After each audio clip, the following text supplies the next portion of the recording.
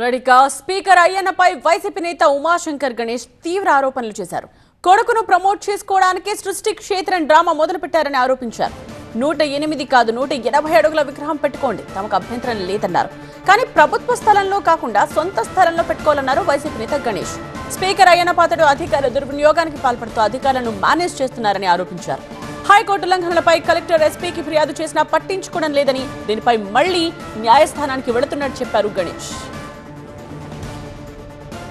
YCP నేత మాజీ MLA Umashankar Ganesh ఇంకా ఏమంటున్నారు? సీనియర్ కరెస్పాండెంట్ ఖాజా రిపోర్ట్ చేస్తారు. అసలు సృష్టి క్షేత్రంలో విగ్రహాలు నిర్మిస్తే మీకున్న అభ్యంతరం ఏంటి? అసలు వివాదం ఎందుకు? సార్, ఇప్పుడు మీరు చెప్పిన సృష్టి క్షేత్రం అనేది ఒక పెద్ద హైడ్రామా. అది కేవలం అయ్యింది పద్ధతిలో రిటైర్మెంట్ అయిపోతున్నాడు కనుక వాళ్ళ కొడుకుని ప్రమోట్ చేయాలి కనుక ఏదో ఒక బ్యానర్ పెట్టి ఒక సృష్టి క్షేత్రం అని చెప్పి బ్యానర్ పెడుతున్నాడు. పెట్టుకుని 108 అడుగులు పెడితే మాకు మంచిది. 108 కాదు 180 అడుగులు పెట్టినా సరే మేమందరం కూడా హిందూగా మేము పూజిస్తాము. నేనేమంటున్నానంటే పెట్టుకుంటే నీ సొంత స్థలంలో పెట్టుకో. 2 ఎకరాలు 3 ఎకరాలు 10 ఎకరాలు పెట్టుకో. ఇది గవర్నమెంట్ స్థలం. ఇది గవర్నమెంట్ చెరువుతో పెట్టినప్పుడు ఏం చేయాలి? అక్కడ రైతులతో మాట్లాడాలి. కేవలం అక్కడ పెట్టి అందులో పెట్టి భూమి పూజ చేశారు. భూమి పూజ చేసి అక్కడ జిఎంఆర్ వాళ్ళతో మాట్లాడుకొని వాళ్ళ దగ్గర కోట్ల రూపాయలు స్పాన్సర్ చేసుకొని స్పాన్సర్ ఏమో వాళ్ళు చేస్తారు. ఇదేమో చెరువేమో గవర్నమెంట్ది, ఈయనేమో వీళ్ళ కొడుకుని ప్రమోషన్ కోసం చేస్తున్నాడు. మేమేమంటామంటే ఏదైతే నువ్వు పెడుతున్నావో 108 అడుగుల విగ్రహానికి మేము కూడా అనుకూలంగా ఉన్నాము. నువ్వు సొంత స్థలంలో పెట్టుకుంటే పెట్టుకో, లేదంటే పక్కనే 1/2 కిలోమీటర్ కూడా కాదు, 500 మీటర్ల లోపే ఉంది, పక్కనే బలిఘట్టం. బ్రహ్మాండంగా ఆధ్యాత్మికంగా ఎంతో డెవలప్ అయింది. బ్రహ్మలింగేశ్వర స్వామి అక్కడే ఉంది ఆలయం, మరి లక్ష్మీదేవి ఆలయం అక్కడ ఉంది, శనీశ్వర ఆలయం అక్కడే ఉంది, అలాగే అన్నవరం తాలూకా దేవస్థానం అక్కడే ఉంది, పాకలపాడు ఆశ్రమం ఉంది, అలాగే వరహా నది ఉంది. ఇదంతా కూడా ఆధ్యాత్మికంగా ఎంతో ప్రతిష్ఠించాలి. 400 మీటర్లు 500 మీటర్లు ఉంటుంది, అక్కడ పెట్టు, మేము కూడా సహకారం చేస్తాం. అంతేగాని ఇక్కడ పెట్టి రైతులకు అన్యాయం చేయడం చాలా తప్పు అని చెప్పి మీ ద్వారా తెలియపరుస్తుంది సార్. ప్రధానంగా అక్కడ మీరు ఎందుకు వెళ్ళాల్సి వచ్చింది? ఎందుకు మీపై దాడి జరిగింది? సార్, హైకోర్టు వారు చీఫ్ జస్టిస్ గారు ఒక తీర్పు ఇచ్చారు. మేము కోర్టుకు వెళ్ళాం రైతుల తరపున.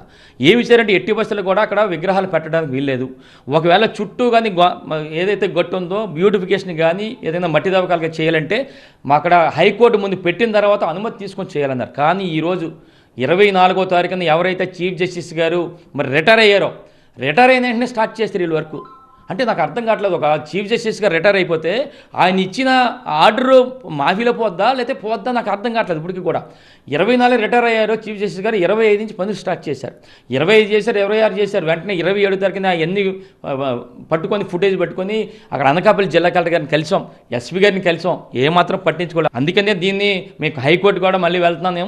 అంటే ఒకటే అంటున్నాను, ఈరోజు రాజ్యాంగ పదవిలో ఉన్న అయ్యన్న పాత్రుడే హైకోర్టు ఆదేశాలను ధిక్కరించేస్తున్నాడు. ఇలాంటి వాళ్ళని మరి క్రిమినల్ కేసులు పెట్టాలని చెప్పి మీ ద్వారా. ప్రభుత్వ భూమి అని మీరు చెప్తున్నారు, ఒకవేళ అక్కడ నిర్మాణం జరగాలంటే అనుమతులు కూడా తీసుకుండొచ్చు కదా? అనుమతులు లేవు సార్. అక్కడ ఎటువంటి ఏదైనా ఇరిగేషన్ సంబంధించిన అనుమతులు కావాలి, ఎక్కడా అనుమతులు లేవు. ఏ అనుమతులు లేకుండా నేను స్పీకర్ని కదా, ఎవడు ఎంచలేడు, అధికారులు కూడా ఎంచలేరు.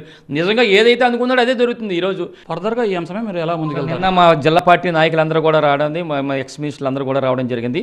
మేము కంప్లైంట్ ఇచ్చో దాని మీద కానీ చర్య తీసుకోకపోతే 48 గంటల తర్వాత మా కార్యాచరణ ఉంటుంది. మా పార్టీ నాయకులందరితో చర్చించి నర్సీపట్నంలో కార్యాచరణ స్టార్ట్ చేస్తాం సార్. న్యాయపరంగా మేము ఎలాగ కూడా కోర్టుకి ఈరోజు వెళ్తున్నాం సార్, హైకోర్టు వరకు వెళ్తున్నాం. ఏదైతే అయ్యన్న పాత్రుడు గారి కంటెంప్ట్ ఆఫ్ కోర్టు అలా ఎవరైతే జిల్లా అధికారులు ఉన్నారో వాళ్ళందరి మీద కోర్టుకి వెళ్తున్నాం సార్. కంపల్సరీగా హైకోర్టులో న్యాయం జరుగుతుంది సార్. మాకు ఇది ఓవరాల్గా సృష్టి క్షేత్రం అనే అంశానికి తాము వ్యతిరేకం కాదు, ఎక్కడైతే పెద్ద చెరువుల నిర్మాణానికి తాము వ్యతిరేకం. ఎందుకంటే పర్యావరణ విధ్వంసం జరుగుతుంది కాబట్టి అక్కడ వ్యతిరేకం. అవసరమైతే బలిఘట్టం ప్రాంతంలో సృష్టి క్షేత్రం నిర్మించుకోవచ్చు, కానీ ఇక్కడ పెద్ద చెరువులు నిర్మిస్తే తాము వ్యతిరేకిస్తామని మాజీ ఎమ్మెల్యే గణేష్ చెప్తున్నారు. అయితే తన కారుపై తన అనుచరులపై జరిగిన దాడిపై తాను మళ్ళీ కంటెంప్ట్ ఆఫ్ కోర్టుకు వెళ్ళి న్యాయపరంగా పోరాడతానని హెచ్చరిస్తున్నారు. కెమెరా పర్సన్ బాబుతో ఖాజా, TV9 విశాఖపట్నం.